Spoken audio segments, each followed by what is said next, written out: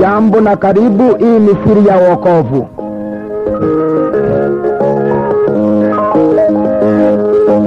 Je, una habari ya kwamba Korani inafunua wazi ya kwamba kabla hukumu ifanywe, Yesu ndiye atakayerudi mara ya pili? Tega sikio nikusomee siri ya kwanza inayofunuliwa katika kanda hii. Ndiyo hii Korani 43:61 inasema hivi: na kwa kweli yeye Nabii Isa ni alama ya kuwa kiama kinaanza kutukaribia. Msikifanyie shaka na mfuateni, hii ndiyo njia iliyonyoka.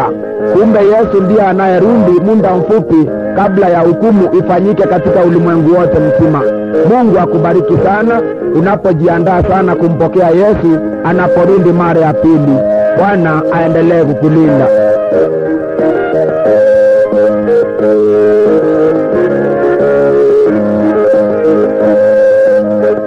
Na tusome Biblia. Injili ya Yohana sura ya 14 fungu la 6 inasema hivi: mimi ndimi njia, ukweli na uzima. Mtu haji kwa Baba ila kwa njia yangu mimi. Yesu akasema ya kwamba yeye ndiye njia, ukweli na uzima, na hakuna mtu awaye yote atakayeingia mbinguni, atakayeionja hakika, atakayemuona Baba kama haja muamini Yesu ambaye ndiye njia, ukweli na uzima. Je, wewe rafiki yangu uko tayari saa hii kumpokea Yesu? Tega sikio ili kwamba uweze kupokea injili ya Yesu Kristo.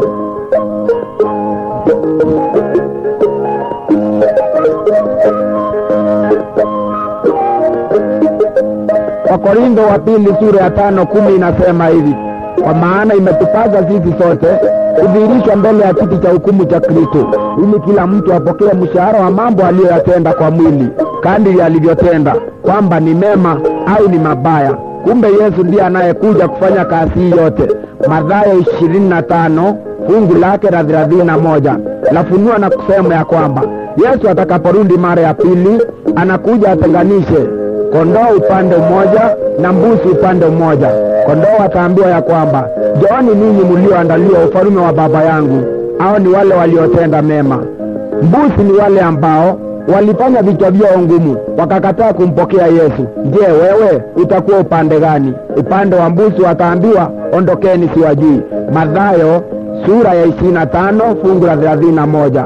Soma pia Injili ya Yohana sura ya 7 fungu la 20 mpaka 21. Siku hiyo wengi watakuja na kusema, Bwana, hatukufanya miujiza kwa jina lako? Naye atawaambia, ondokeni, mimi siwajui. Je, wewe utaambiwa ondoka au utaambiwa karibu? Wakati ni huu wa wewe kuamua. Mungu akusaidie. Bwana aendelee kukubariki.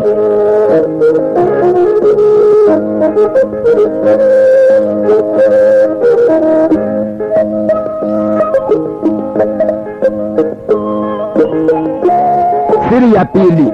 Je, una habari ya kwamba mawe inakuja? Tega sikio, siri ya wokovu ikufunulie.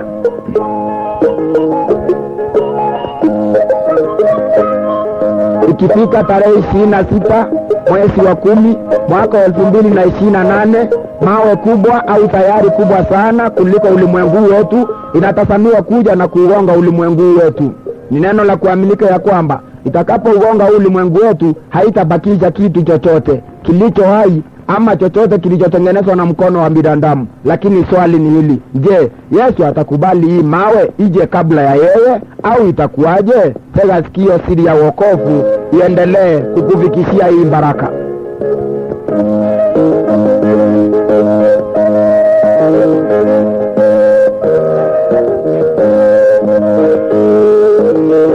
Yesu aliahidi akasema hivi: nimeenda kuandalia mahali, pakikamilika nitakuja kuwachukua, ili pale ambapo nipo nanyi muwe hapo. Yohana 14 fungu lake la kwanza. Yesu atakaporudi mara ya pili anakuta watu grupu mbili.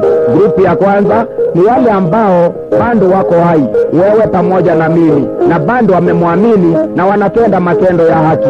Hao Biblia inasema ya kwamba watabadilishwa mili, wapewe mili ambaye haina magonjwa, haina maumivu, haiwezi kusikia njaa, haina taabu. Hiyo ni kikundi cha kwanza cha wale watakaokuwa hai, ambao ni wewe na mimi. Kikundi cha pili ni wale watakaokuwa wamelala mavumbini wakiwa wamemwamini Yesu Kristo. Kitabu cha Ufunuo wa Yohana sura ya 14 fungu la 13, ambapo panasema ya kwamba afadhali wale wamelala wakiwa wamemwamini Kristo, maana ni kupumzika wamepumzika, na matendo yao yataandamana nao. Kwa sababu walitenda haki, Yesu atawaamusha awatoe katika makaburi, watapewa mili ambayo haiwezi kuharibika tena.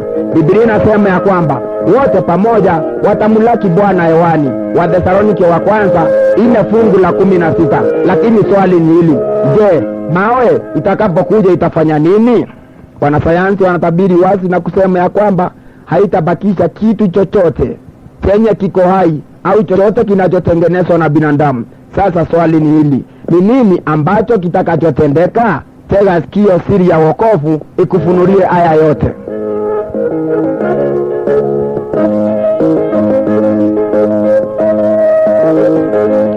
Asanti kwa kutega sikio. Kile kinachoenda kutendeka ni kwamba Yesu atakubali hiyo mawe kama inakuja ije na kuangamiza wale wamemwamini na wale ambao hawajaamini. Kwa hivyo Yesu atafanya namna gani? Kama mawe inakuja, Yesu ndiye atakayetangulia kuja kabla ya hiyo sayari. Basi ndugu na rafiki yangu, shukuru Mungu sana, ujue ya kwamba bado utakuwa kijana. Kama wewe uko na miaka 20, ujue siku hiyo utakuwa na miaka 47. Ikiwa wewe uko na miaka 40, jua siku hiyo hautakuwa umefikisha miaka 70. Ni furaha kubwa namna gani wewe kumuona Yesu hata kabla ya kuwa mzee. Mungu akusaidie sana, ujiandae sana, kwa maana Biblia inasema namna gani? Heri wale ambao wanaosoma unabii katika dakika hii na kuchunguza maandiko matakatifu, kwa maana wakati uko karibu sana. Ufunuo wa Yohana sura ya kwanza fungu lake la 3. Sasa tega sikio kamili uelewe habari ya hii mawe kama vile imetabiriwa na maandiko matakatifu. Niko Danieli sura ya 2 fungu la 44. Miaka zaidi ya 1000 iliyopita, Mungu aliona ni vizuri afunue huu nabii kupitia kwa mtumishi wake Danieli mwaka wa 606 kabla ya kuzaliwa kwa Yesu hapa ulimwenguni. Mungu akafunua nini kupitia kwa Danieli? Danieli mtumishi wa Mungu aliweza kuja kutafsiri ndoto ya Nebukadneza. Nebukadneza aliona nini? Aliona sanamu kubwa sana ya binadamu.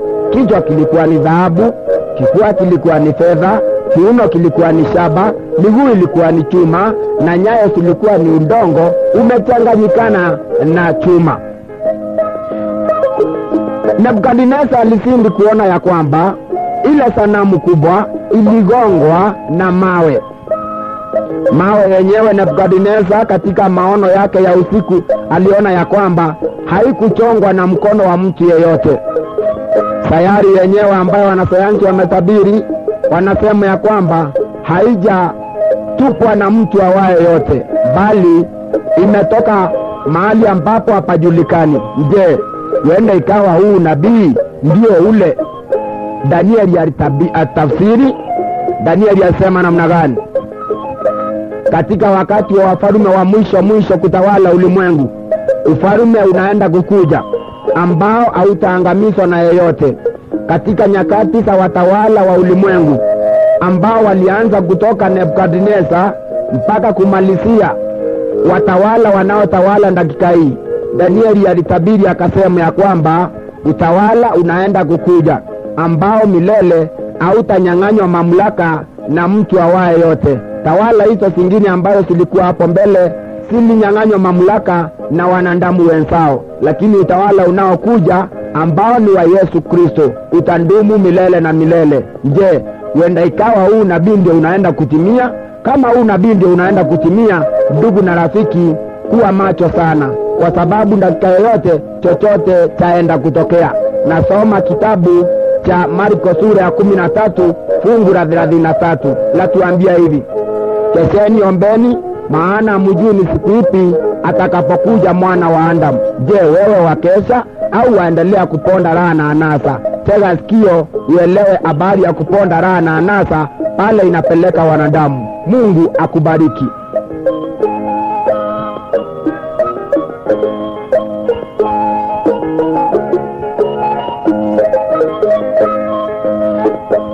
Asanti. Wengi wanasema ya kwamba wanataka kuponda raha na anasa. Wengine wanasema ya kwamba wanataka kukula ulimwengu. Lakini swali ni hili rafiki yangu, ukipewa kazi ya kukula ulimwengu, utaanza kukula kutoka wapi? Mashariki au kusini? Kaskazini au magharibi? Neno la kuaminika ni kwamba wengi sana wamesema ya kwamba wanakula ulimwengu, lakini wameishia kukuliwa na ulimwengu. Nimeshuhudia mahali ambapo watu zaidi ya 10 tayari wamekuwa vipofu. Walikuwa katika juhudi za kukula ulimwengu, wakakunywa kileo ambacho baadaye kiliwafanya wao kuwa vipofu. Kumbe ulimwengu ndio unakula watu badala ya watu wakula ulimwengu. Nimepokea kisa kingine mahali ambapo watu walienda kuburundika, wakasema ya kwamba wanakula ulimwengu. Watu 17 walikunywa pombe haramu, wakapoteza maisha yao. Je, ni kukula wanakula ulimwengu au ulimwengu ni kuwakula unawakula? Nishashuhudia kisa mahali ambapo mtu mmoja alijiami na shilingi 500, akasema ya kwamba atahakikisha atakufa peke yake, lakini ajabu ni kwamba yeye alikufa hata kabla ya wale ambao alifikiria ya kwamba watakufa pamoja na yeye. Je, ni kukula alikula ulimwengu au ni ulimwengu ulimkula?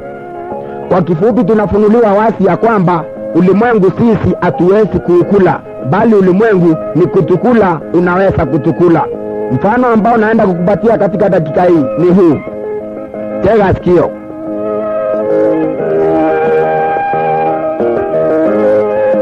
Je, umewahi kutembea na gari?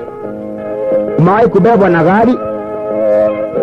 Gari inatembelea nini? Inatembelea magurudumu. Hayo magurudumu yamenunuliwa, lakini yakiwa mapya yanamaliza miezi kama 5 peke yake. Baada ya miezi 5 hayo magurudumu au maguu ya gari yanaisha. Ni nini kinakula hayo maguu ya magari?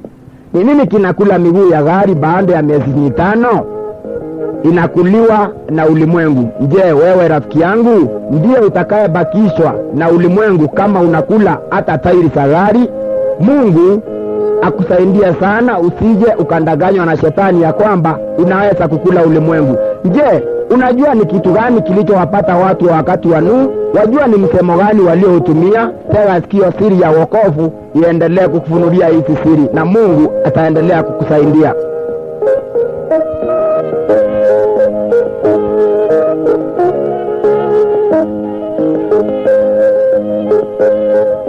Niko kitabu cha Luka sura ya 17 fungu lake la 26, naye inasema hivi: kama vile ilivyokuwa wakati wa Nuhu, ndivyo itakavyokuwa na siku za kuja kwake mwana wa Adamu. Luka 17 inasema ya kwamba vile tu ilivyokuwa wakati wa Nuhu, ndivyo itakavyokuwa muda mfupi kabla ya Yesu kurudi. Je, ni nini kilichokuwako wakati wa Nuhu? Walikuwa wakila na wakinywa, walikuwa wakioa na kuolewa, mpaka siku ile Nuhu aliyoingia katika safina, gharika ikashuka ikawaangamiza wote. Vile vile ndivyo itakavyokuwa na siku ya kuja kwake mwana wa Adamu. Tega sikio sasa, ujue ni nini kilichokuwa kinafanyika wakati wa Nuhu. Biblia inasema ya kwamba walikuwa wakila na wakinywa, walikuwa wakioa na kuolewa. Je, kuoa ni mbaya? Kuolewa ni mbaya? Mbona Mungu akakasirika baada ya hawa watu kula na kunywa, kuoa na kuolewa? Tega sikio, ubarikiwe katika siri ya wokovu.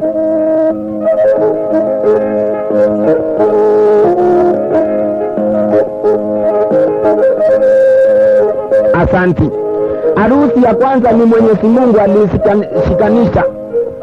Pasta aliyeshikanisha harusi ya kwanza ni Pasta Mungu, yaani Mwenyezi Mungu. lakini ilitokea namna gani? Mungu aliwasikanisha watu wawili, bibi na bwana. Wanyama aliowaumba, aliumba wawili wawili, bibi na bwana. Vitu vyote vya ulimwengu aliumba viwili viwili. Je, ilienda namna gani hapo baadaye? Watu waliondoa mpango wa Mungu, wakafuata mipango yao wenyewe, wakawa wanaoa kama vile wanavyotaka. Kitabu cha Mwanzo sura ya 6 fungu la 1 panafunua wazi ya kwamba walioa kama vile wanavyotaka. Je, siku ya leo watu wanaoa kama vile wanavyotaka? Hii inaitwa marrying spree, mahali ambapo unakuta ya kwamba mtu anaweza kuoa kwa siku moja hata mara 5. Je, Mungu anapoona katika ulimwengu wetu matendo yanayotendeka sasa na visa vinavyotokea vya uasherati ambao umeruka mpaka majina ambao hatuyajui yametokea sasa, kama vile lesbianism, homosexuals na wale wengine ambao unawaelewa. Je, Mungu anapopokea hayo yote katika ulimwengu wetu anasema namna gani? Anapitisha hukumu ya namna gani? Luka 17:26 Yesu akasema, kama vile ilivyokuwa wakati wa Nuhu, ndivyo itakavyokuwa na siku za kuja kwake Mwana wa Adamu. Je, wewe umenaswa katika huo mtego? Kama umenaswa, na kuomba sana ujifungue mapema katika umunda wa rehema ambao Mungu amekupatia. Neno la kuaminika ni kwamba angependa ujitoe pale. Na habari ya kula naye ilikuwa namna gani? Tega sikio, siri ya wokovu ikufunulie.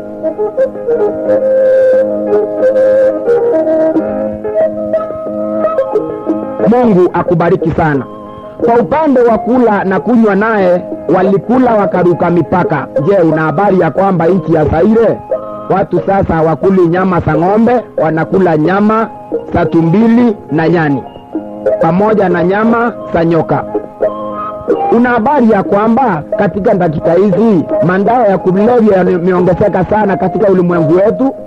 Juzi nilihubiri mahali ndani ya gari, lakini baada ya kuhubiri gari lilifika mahali pengine, likanaswa na askari, likakutwa likiwa na misokoto ya bangi na magunia ya bangi. Je, matendo ya uovu yanaendelea katika ulimwengu wetu kama yale yaliyoendelea wakati wa Nuhu? Ndugu na rafiki yangu, yamezidi ya wakati huu wetu.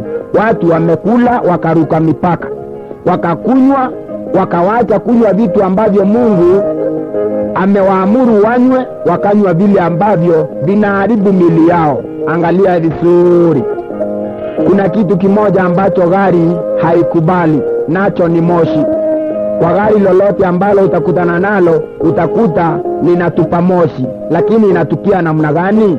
Binadamu anakula moshi ambao gari imekataa. Yaani linamaanisha ya kwamba kuvuta sigara. Je, ni halali kuvuta sigara? Kitabu cha Wakorintho wa kwanza sura ya 3 fungu la 16.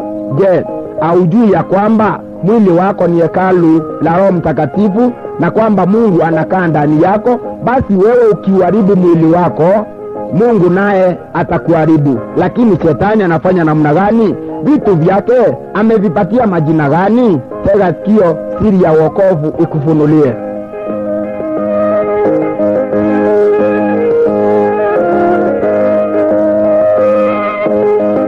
Asanti. Shetani akiwa na bindi nyingi sana watu wapende vitu zake, amesipatia majina mazuri ili kwamba watu wasitamani. Pombe aina ya Pirisina inaitwa bia imara kama simba. Kwa kweli watu wengi sana wanapenda kuwa imara kama simba, lakini swali ni hili: ukikunywa hiyo pombe unakuwa imara kama simba au unakuwa dhaifu na hafifu kama kinyonga? Jawabu jipatie wewe mwenyewe. Naye Tusker inaitwa namna gani? Inaitwa ndofu, yachorwa ndofu. Hivi ni kumaanisha ya kwamba ukinywa Tusker utakuwa na nguvu kama ndofu. Lakini swali ni hili: kwa wale ambao wanatumia pombe ya Tusker, ni wangapi umewakuta wakiwa na nguvu kama ndofu? Je, kuwa na nguvu kama ndofu ni kulala kwa mtaro? Jijibu wewe mwenyewe, kwa maana ninaamini ya kwamba unampenda Mwenyezi Mungu na unajali hata mwili wako. Nazo sigara zinapewa majina gani? Champion.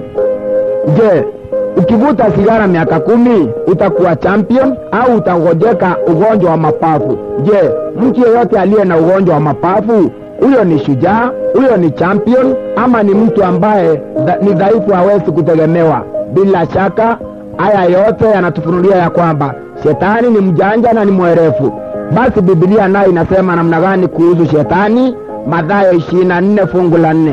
Yesu akanjibu akasema, angalieni sana mtu awaye yote asiye akawandanganya.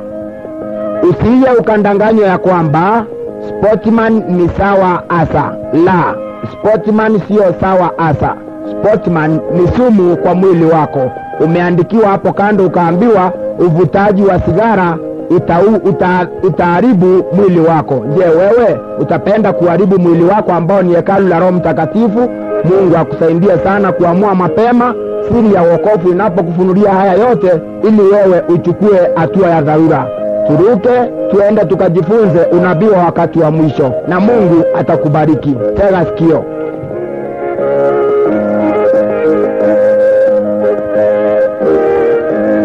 Kabla tupate kuingia katika unabii wa wakati wa mwisho, ninayo maneno machache nitakayosoma kwa sababu ya ndugu zetu Waislamu ambao ningependa wamgeukie Kristo kabla hawajachelewa sana.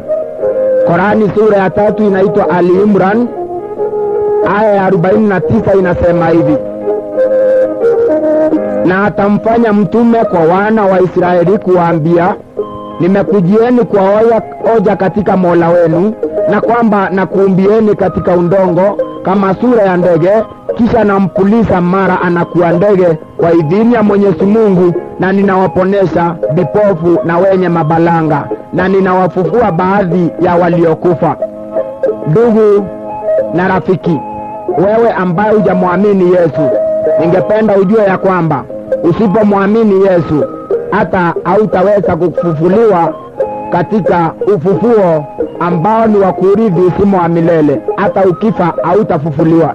Lakini ukiwa umemwamini Yesu Kristo, Korani inasema ya kwamba yeye hata alipokuwa hapa ulimwenguni alikuwa na nguvu za kuponyesha wale waliokuwa wagonjwa na pia kuumba, yaani ndani ya Yesu Kristo kuko na uhai, na pia kufufua wale waliokufa. Ushuhuda wa kwanza ni mtoto wa Jairo. Ushuhuda wa pili ni Lazaro aliyekufa na kumaliza siku 4 ndani ya kaburi. Je, wewe umempokea Yesu wakati huu, ya kwamba hata ukilala katika mchanga atakufufua atakaporudi mara ya pili? Tega sikio nimalizie na haya ya 45. Inasema hivi: nakumbukeni waliposema malaika, Mariamu, Mwenyezi Mungu anakupa habari njema ya kumzaa mtoto bila ya mume, bali kwa kutamkwa neno tu litokalo kwake Mwenyezi Mungu la kukuambia saa ukazaa pasina kuingiliwa, na jina la huyo mwana ni Masihi, mwana wa Mariamu, mwenye heshima katika dunia na akhera, na miongoni mwa waliopelekwa mbele na Mwenyezi Mungu. Amina. Na Yesu uje haraka. Ya kwamba Yesu Kristo ana mamlaka duniani. Hii dunia yote ni yake. Korani inasema pia ana mamlaka kule juu mbinguni, akhera. Je, wewe umemwamini huyu Yesu au bado unasitasita katika mabwana wawili? Muda na wakati ni huu wa wewe kumpokea Yesu. Yohana 3:16. Tega sikio. Kwa maana jinsi hii Mungu aliupenda ulimwengu hata akamtoa mwanawe wa pekee, ili kila muaminie asipotee bali awe na uzima wa milele. Karibu sana ndugu, wewe ambaye hujaamini Kristo, umekaribishwa sana umwamini kabla haja kuja mara ya pili. Kwa maana usipomwamini atakapokuja mara ya pili, basi hukumu itakuwa kali kwako. Mungu akubariki sana.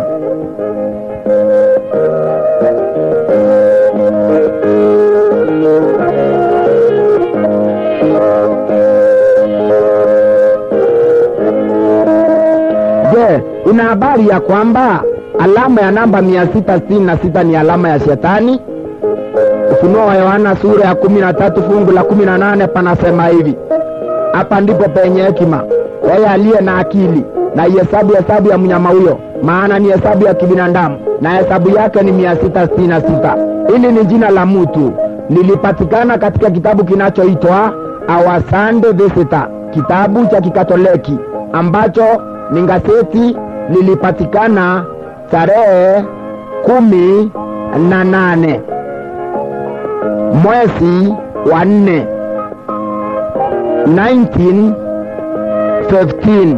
Linaitwa Our Sunday Visitor na jina kamili ni Vicarious Philii Ndei.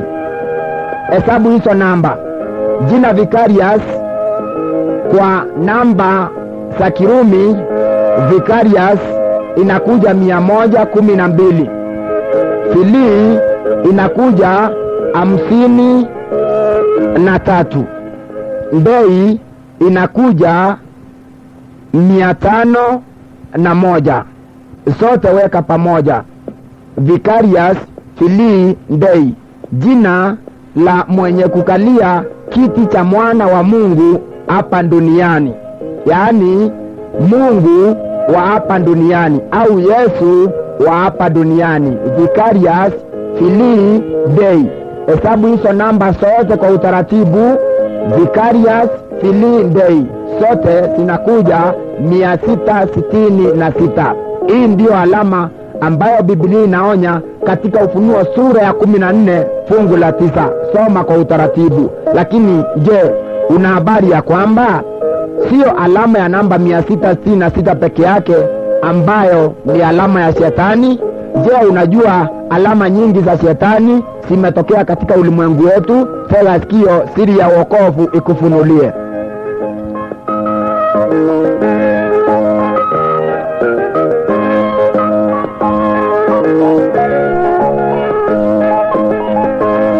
Gazeti la Nation la Jumatano tarehe 18 mwezi wa 8 mwaka 1999 lilisema ya kwamba ishara ingine kubwa inayotumiwa na Shetani ni ishara ya jicho. Lakini je, una habari ya kwamba hii ishara ya jicho inatumiwa na mkubwa fulani wa dini ambaye anaheshimiwa katika ulimwengu mzima? Ni mkubwa wa dini na pia ni mkubwa wa nchi ya eka 110. Tafuta gazeti la Taifa Leo la mwezi wa 6 tarehe 14 mwaka huo ambao nimetaja. Huyu mkubwa alikuwa safari ya siku 13 katika nchi ya Poland. Kiti alichokalia kiangalie vizuri katika hilo gazeti ambalo nimekutajia. Utakuta ya kwamba kina ishara ya jicho. Je, viongozi wanatuelekeza wapi? Tega sikio, siri ya wokovu ikufunulie kule viongozi wa madhehebu wanaelekeza watu wengi. Viongozi wengi wa madhehebu. Mungu ataendelea kukufungua wakati huu.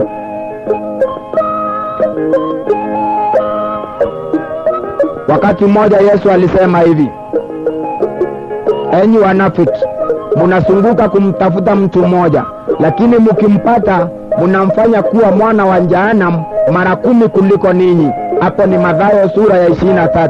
Je, una habari ya kwamba unaweza kuamini katika dhehebu ukawa mwana wa Jehanamu mara 10 hata kuliko vile ulivyokuwa hapo mbeleni? Hii ndiyo sababu Yesu alipindua meza alipokuta ya kwamba viongozi wa dini wameanzisha mabiashara katika makanisa. Wamewacha kuhubiri Injili, wamekuwa sasa wanahubiri utajiri. Wakaacha kuhubiri Injili, wakaanza kuwatembeleza washiriki ili kwamba washiriki wanunue kondoo zao, wanunue unga, wanunue vitu zile ambazo walileta katika hekalu. Wakaanzisha biashara katika hekalu, na ndipo Yesu akapindua zile meza, akafungulia kondoo, akafungulia ndege waliokuwa wamefungwa huko katika hekalu. Vivyo hivyo na siku ya leo ndivyo madhehebu yamekuwa. Je, una habari ya kwamba madhehebu kila wakati mengi yamekuwa na vita kila siku ya kukutana? Vita inatokea kwa sababu gani? Tega sikio, siri ya wokovu ikufunulie.